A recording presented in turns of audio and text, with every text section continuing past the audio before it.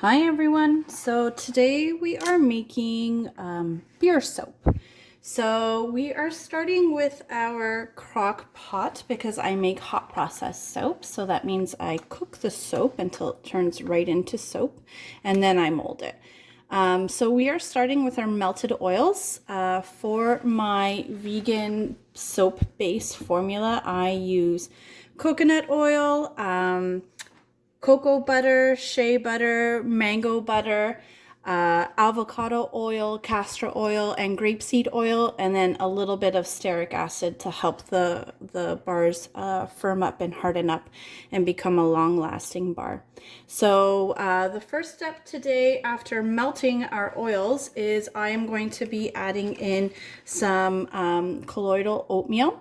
So our skin loves oatmeal. It's great for irritations, skin softening, and it's just a really great ingredient, especially in soap. So we're going to add that in and mix it up.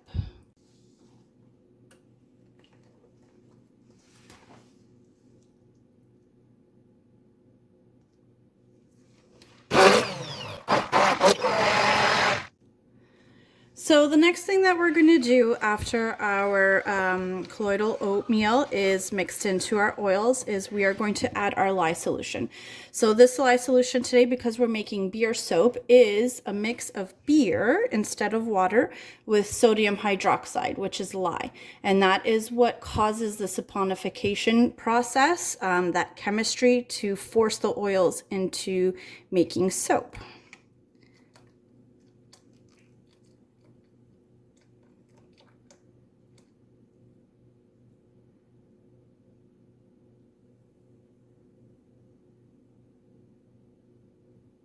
And then once all the lye solution is in, we are going to blend everything together, create an emulsion, force the oils to come to what is called trace.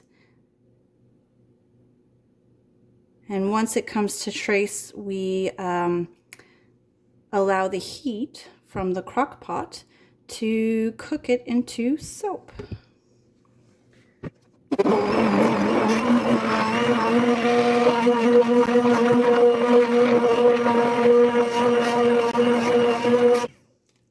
All right, this is quite thick, so I'm gonna whisk it up as well. I don't want to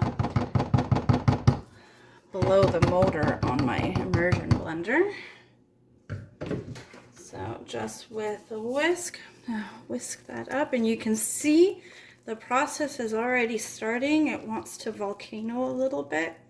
So we're just gonna whisk that up.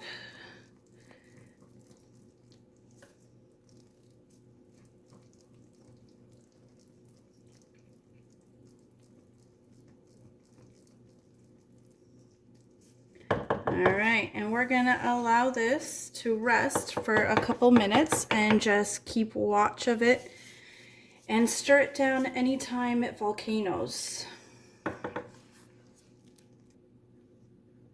Okay, it's literally been like a minute and you can see it's already starting in some different spots. So I'm just gonna let it have a minute before I jump in there with the whisk.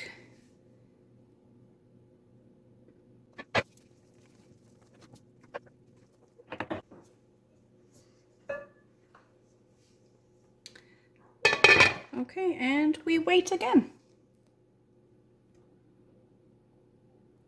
Okay, so about 5 minutes has gone by and you can see that it's starting to bubble up on the sides. So I'm just gonna let it, just leave it alone and kind of let it do its thing. It kind of folds in on itself. But if it looks like it's gonna start really erupting, I don't want it to erupt all over my stove and make a huge soap mess, so I'll whisk it down. So you just stand by and kind of be ready, whisk in hand. Okay, so a couple minutes has passed and you can see how it's now starting to become more of a quicker eruption folding over itself. So I'm gonna have to jump in and whisk it up and help it so it doesn't explode on me. But I try to wait till the last very second to do that. Don't want to interrupt the process too much.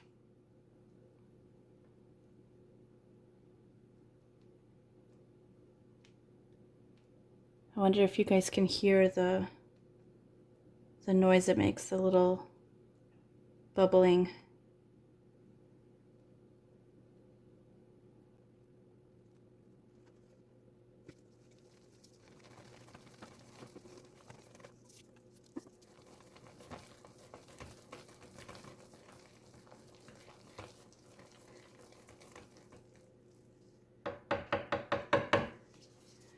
Can you hear that kind of crunch of the bubbles, or that kind of,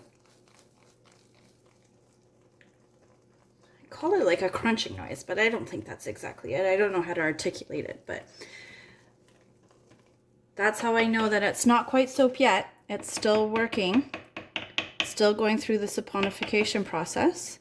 So a lot of it is visual, but it's also, you know, listening for specific sounds that the mixture makes to know kind of what stage it's at in the soaping process. So we'll just give that another few minutes and keep a lookout. Okay, we're back at eruption mode again, and that was like, I don't know, 2-3 minutes that went by, so it's quite quick, the process.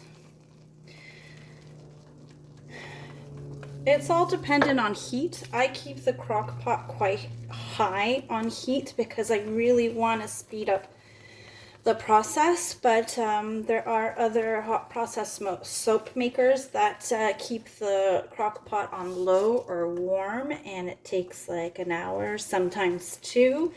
And there's not really any eruptions. It's more of a slow moving process, but I'm impatient and I don't want to wait that long.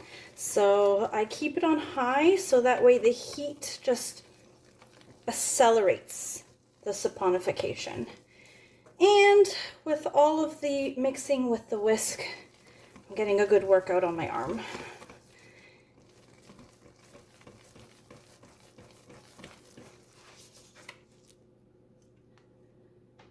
Okay, we're getting towards the end. I don't know if you can see, but there's a ton of heat coming off of this. But as I mix, you can see the soap texture change. It's kind of getting, I guess, Vaseline-y. This is what we call gel stage. So this might erupt a little bit longer, but we're almost there. We're almost there. So gel stage is when essentially the oils have turned into soap and we can start adding all our additives. So we just need it to get fully into there, so that just means a little bit more mixing, a little bit more whisking. And it's getting harder because the soap in its gel stage is a lot heavier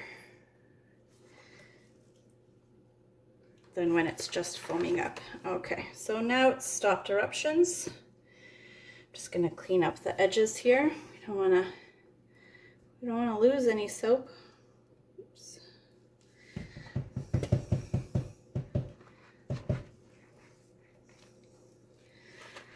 Perfect. So I think you can see it's very noticeable, the change in texture now.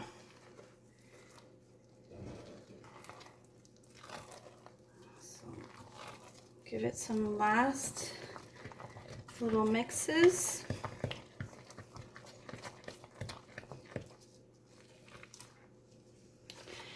And what I'm going to do now is just spray a little bit of distilled water in the pot, just because I don't want the soap to dry out while I get all of my additives ready. Okay, so our additives for today is some more beer and aloe vera juice.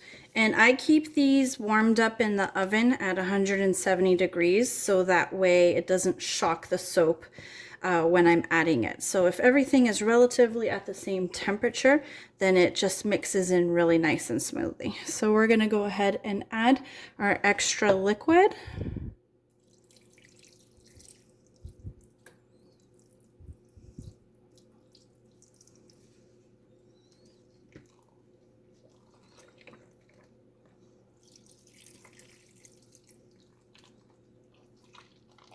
And mix that in really, really well.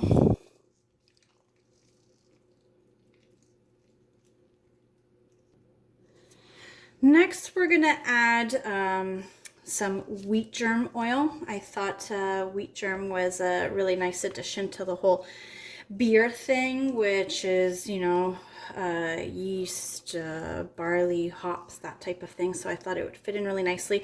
Plus, wheat germ is actually a really, really nice oil for the skin. So I'm going to go ahead and add that. And by adding this after it has turned into soap, this is what we call super fatting soap. So this is actually putting more oil into the soap, so that way it is more moisturizing and conditioning as to opposed to only being a cleanser. We don't want to strip all the natural sebum and oils that our skin produces as a form of barrier protection. We want to make sure that we keep that in line and healthy. So we don't want to strip all of that away with the cleanser. We just want to clean away any dirt or bacteria that collects up on our body throughout the day. So soap will always cleanse the skin, but adding in this extra oil just means that the skin stays moisturized and that barrier remains intact. So our next additive to the soap is a mixture of sodium lactate and coconut yogurt. And what this does is just creates a more fluid soap batter, soap mixture. So it makes it easier for me to put in the mold, but also creamier, less air bubbles in the bar. And also sodium lactate is a salt, and adding salt to bars is always a really nice addition because our skin loves salt, and it's very beneficial, especially for people who have dry skin or any type of skin issues. So I add this in, and it just is so beneficial for the soap. So we're just going to mix that in.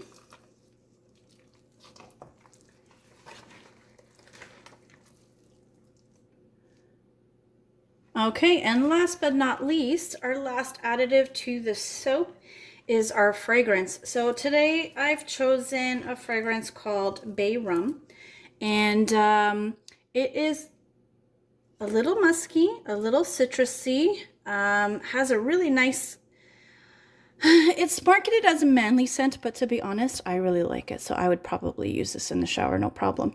But has a little bit of like a rum scent to it. So I figured, you know, we're making beer soap, so let's just keep going along with that kind of, you know, alcohol party, let's get this shower lit kind of theme. So I'm gonna add the Bay Rum scent, and then we're just gonna mix that in really, really well, and then we will be ready to mold. And I like to just put them into loaf molds, nothing fancy. I want my soap to be, you know, as amazing as possible for your skin. I'm not really looking for fancy colors or designs or anything like that. I just want really good for you soap. So stay tuned for the molding and the cutting of the bars.